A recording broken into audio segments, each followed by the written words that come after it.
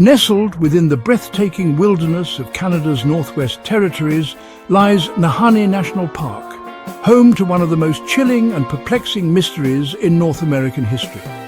This 200-mile gorge, known as the Valley of Headless Men, has become synonymous with tales of gold, treachery, supernatural forces, and unresolved deaths.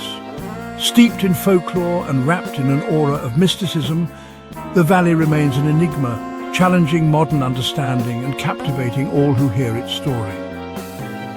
In the following narrative, we delve into the origins of the valley's ominous name, recount the chilling events that have occurred there, explore the theories behind its macabre history, and uncover the cultural and mythological backdrop that makes this mystery so enduring.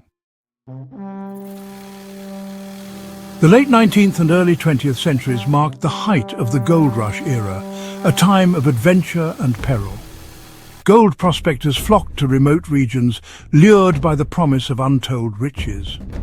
While many imagine the gold rush as the domain of San Francisco and the Klondike, Canada's northern wilderness also beckoned the brave and foolhardy alike. The Nahanni River, winding through rugged gorges and lush forests, became a focal point for fortune seekers. However, the land around the Nahanni was unforgiving. Harsh winters, predators such as grizzly bears and wolves, and treacherous terrain tested even the most seasoned explorers. Few places were as daunting as the Valley of Headless Men, an area so remote and inhospitable that even local indigenous tribes avoided it. Despite its dangers, or perhaps because of them, the valley became a magnet for daring adventurers, seeking gold or answers to its grim reputation. In 1904, brothers Willie and Frank McLeod set out from Edmonton, Alberta, to explore the Nahanni region. Experienced outdoorsmen, they aimed to find a legendary gold mine rumoured to be hidden in the valley. Known as the Lost McLeod Mine, this mythical trove was said to be rich beyond imagination, spurring tales of both fortune and doom.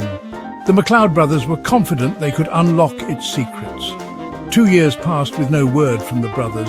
Concerned for their safety, their older sibling, Charlie McLeod, organised a search party to locate them. In 1908, their remains were discovered along the Nahanni River, fully clothed and with some belongings nearby. Yet, the scene was far from ordinary. Both brothers were headless. Their heads were never found. The official explanation was starvation, with scavenging animals supposedly taking the heads. But this theory raised more questions than it answered. Why would animals remove only the heads and leave the rest of the bodies untouched? How could both brothers succumb to starvation simultaneously despite their survival skills?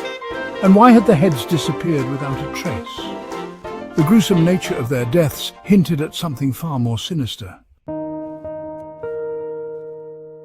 The McLeod brothers' story, tragic and strange, might have been dismissed as an isolated incident. But the valley had other dark secrets to reveal. In 1917, another prospector, Martin Jorgenson, entered the valley determined to strike gold. Unlike the McLeods, Jorgenson appeared to have succeeded. He wrote letters to family and friends claiming to have found significant riches. However, his triumph was short-lived. Later that year, his cabin was discovered burned to the ground, and Jorgenson's charred body lay among the ashes. Like the McLeods, his head was missing. The eerie pattern continued over the decades. In 1945, Ernest Savard, another prospector, was found dead in his sleeping bag. His head too was gone. By this point, the valley had claimed at least 4 known victims, each sharing the same fate. The gruesome decapitations earned the area its infamous name, solidifying its reputation as a place of doom. The recurring theme of beheadings has fueled endless speculation. Theories range from the plausible to the fantastic, each attempting to explain the valley's dark legacy. Some argue that predators such as grizzly bears or wolves could be responsible for the missing heads. These animals are known to scavenge human remains. However, experts find it unlikely that predators would consistently remove only the heads while leaving the rest of the bodies intact. This pattern defies natural animal behavior. Another theory suggests that the deaths were the work of a serial killer or a group of killers, possibly rival prospectors protecting their claims. Decapitation has historically been used as a warning. sending a clear message to intruders. This idea gains credibility when considering the isolation and lawlessness of the region during the Gold Rush era. Local Dene folklore introduces a supernatural element to the mystery. According to legend, the valley is haunted by the Nakani, a race of man-eating giants. These towering beings, twice the size of ordinary men, were said to hunt humans and consume their flesh. The Dene people avoided the valley, believing it to be cursed and inhabited by these malevolent creatures. Could the Nakani be more than just myth? Some speculate that the valley itself is cursed. Its ominous atmosphere, combined with the repeated tragedies, has led to comparisons with other infamous locations, such as the Bermuda Triangle. The idea of cursed lands often reflects humanity's struggle to comprehend the unexplained. The beheadings may have been symbolic warnings, possibly from indigenous tribes or rival prospectors. In this context, the valley becomes a battleground where cultures, greed and survival instincts clash violently. The Dene people's legends offer valuable insight into how cultural narratives shape perceptions of danger. For the Dene, the Nakani are not mere stories. They are cautionary tales rooted in real fears. The giants symbolize the unpredictability and hostility of the wilderness, serving as a reminder of nature's dominance over mankind. Beyond the Nakani, other myths and tales surround the Nahanni region. Stories of hidden gold mines, ghostly apparitions, and unexplainable phenomena contribute to the valley's mystique. These narratives blur the line between reality and myth, making it nearly impossible to separate fact from fiction. Despite advances in forensic science and investigative techniques, the mystery of the Valley of Headless Men remains unsolved. Archaeologists and historians have attempted to piece together clues, but no definitive answers have emerged. The lack of evidence only deepens the allure of the mystery.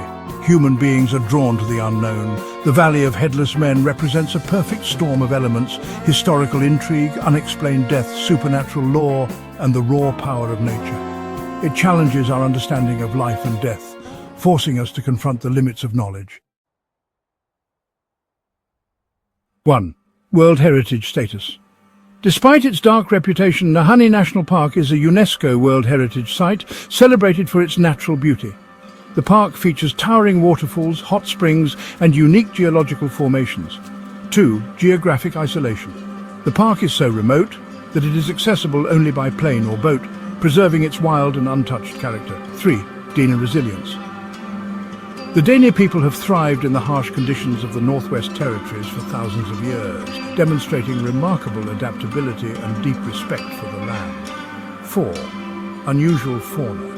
The Nahanni region is home to rare species such as the mountain caribou and the Nahanni aster, a flower found nowhere else on Earth. 5. Uncharted territories. Even today, parts of the park remain unexplored, leaving open the possibility of undiscovered secrets.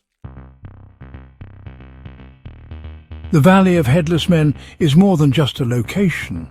It is a symbol of the mysteries that lie at the intersection of history, nature, and human imagination. From the tragic deaths of the McLeod brothers to the enduring legends of the Nakani, the valley refuses to yield its secrets. As long as it remains unexplained, it will continue to fascinate, frighten, and inspire those who dare to ponder its mysteries.